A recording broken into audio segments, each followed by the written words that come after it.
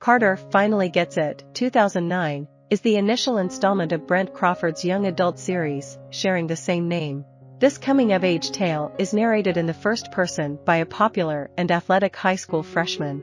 While the protagonist's primary focus in life revolves around sexual encounters, it is essential to note that the novel includes humor that relies on derogatory slurs such as bitch, gay, and retard.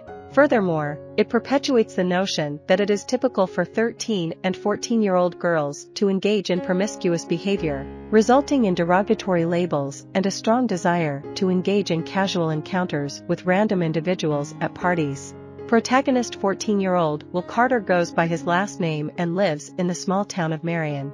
Carter is an attractive star athlete who excels at football and swimming, has many good friends, and generally lives a good life.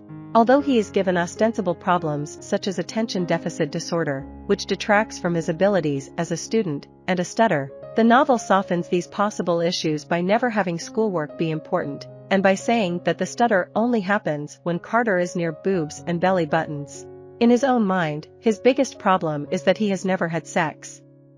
Nevertheless, he is hoping this will change now that he is finally in high school.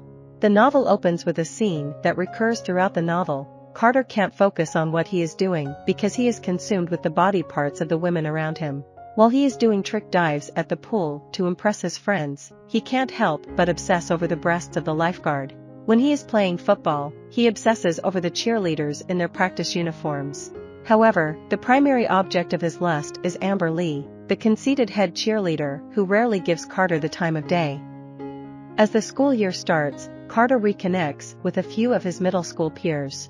In Carter Finally Gets It, we are introduced to a group of characters who play significant roles in the life of the protagonist, Carter. Abby, a somewhat shy girl, harbors feelings for him, while EJ, his best friend, admires Carter's coolness and confidence. Andre, a sports rival, brings out Carter's competitive nature.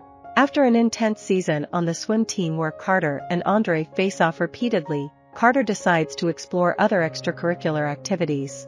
He finds himself drawn to the drama department, despite being a freshman with no prior acting or singing experience. Surprisingly, he lands the lead role in the school play alongside Abby, who becomes his girlfriend as they spend more time together.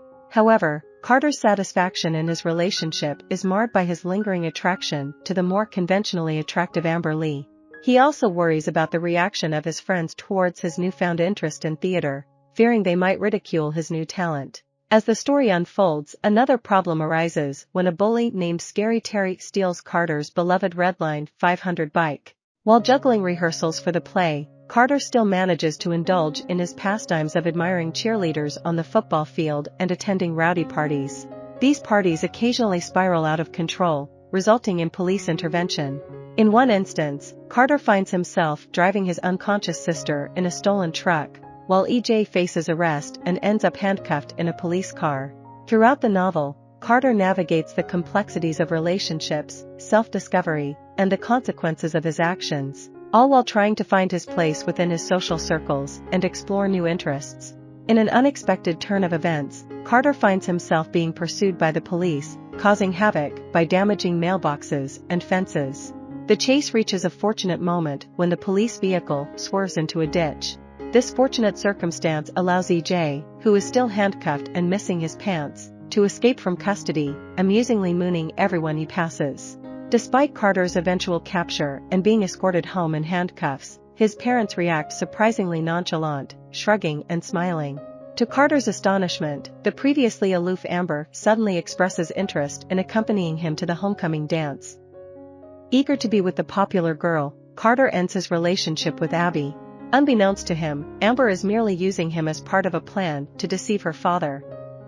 Her intention is to pretend to go to the dance with Carter and then abandon him when an older boy she prefers arrives. Adding insult to injury, Abby attends the dance with Carter's rival, Andre. The novel concludes with the premiere of the musical in which Carter stars. Contrary to his worries about his friends' potential ridicule, they surprisingly show up and offer unwavering support for his newfound interest in theater. Abby, displaying forgiveness, reconciles with Carter, and they reignite their relationship. The ultimate message or realization that Carter reaches, as suggested by the book's title, remains somewhat ambiguous. Many readers highlight that the story revolves around a popular boy who seemingly sails through life without encountering significant challenges. I hope you enjoyed this video. Leave a like if you did and be sure to subscribe. Thank you.